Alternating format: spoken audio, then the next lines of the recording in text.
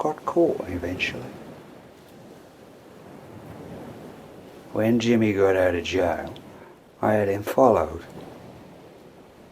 He went all the way up the M6 motorway to the Lake District. He went in this big mansion place, but he never came out again. "You lost him," I said. "No, Mr. Wilcox. He didn't know he was being followed. We was careful. He just went in the grounds, but he never came out again. He's never been seen since." People don't just disappear. Well,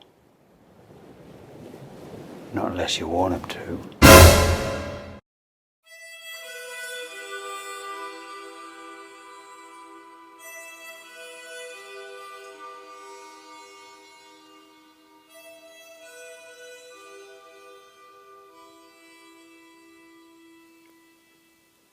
Soon after getting the car, my father and I started cleaning it.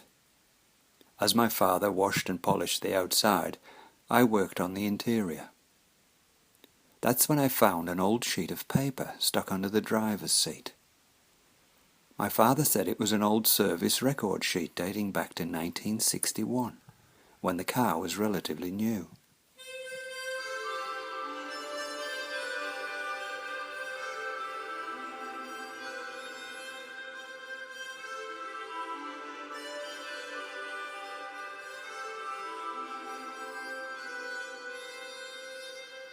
When Tommy Slob came into my station that day and said he was researching the history of an old car he'd just bought, at first I thought, "What are you bothering me with this shite for, Tom?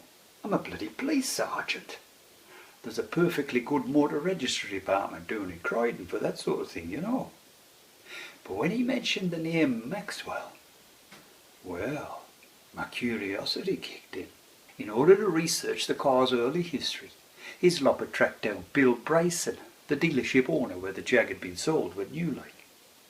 Now retired, Bryson told Hislop of his best mechanic at the time's involvement in a dare and robbery. Hislop hadn't come to see me about this car, but about this intriguing mechanic turned robber. Did I know anything about him, like? What was his role in the robbery? When he showed me that workshop sheet he'd found stuck under the driver's seat for all those years, there it was at the bottom, the mechanic's signature. Henry James Maxwell. Jimmy Maxwell, as we knew him. And there was a date. At the top of the sheet was the owner of the Jag's name, a Mr. John Maguire. Well, I'll be buggered, I thought.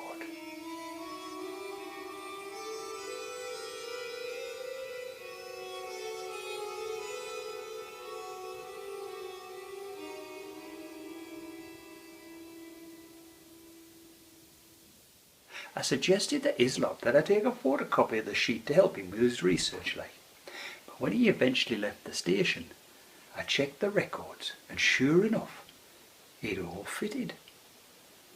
This car that Hislop had just bought was in Bryson's dealership the very day of Jimmy Maxwell's arrest.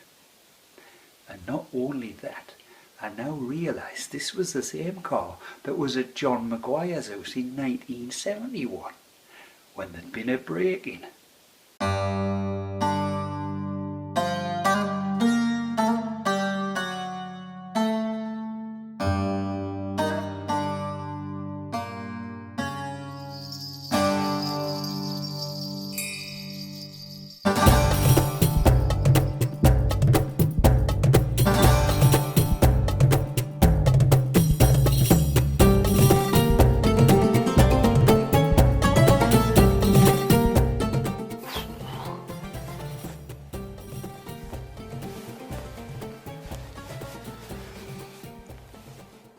I never understood it really, why people follow rules. I mean, who makes the bloody rules? The rich people, that's who. And who follows the rules? Yeah, well, not me. I make up my own rules.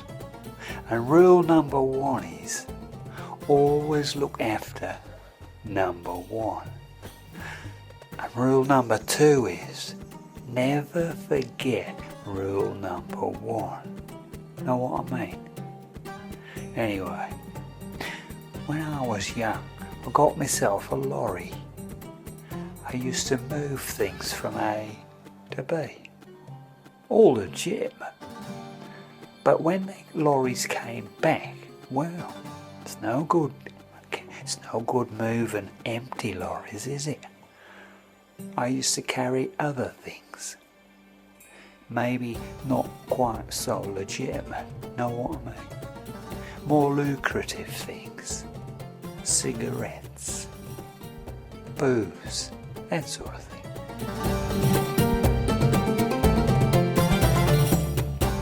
I've got contacts in the police force. Pays to know what's going on the other side. I got a phone call the other day from a Detective Sergeant Walker.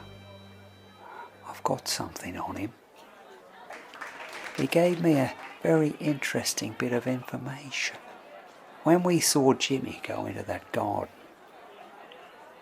the next day, the owner of the house called the cops.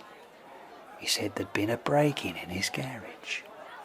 Someone had been snooping around his favourite Jaguar. I thought, I know this guy, John Maguire. He's a lawyer. He's into Jags just like me. And that got me thinking, didn't it?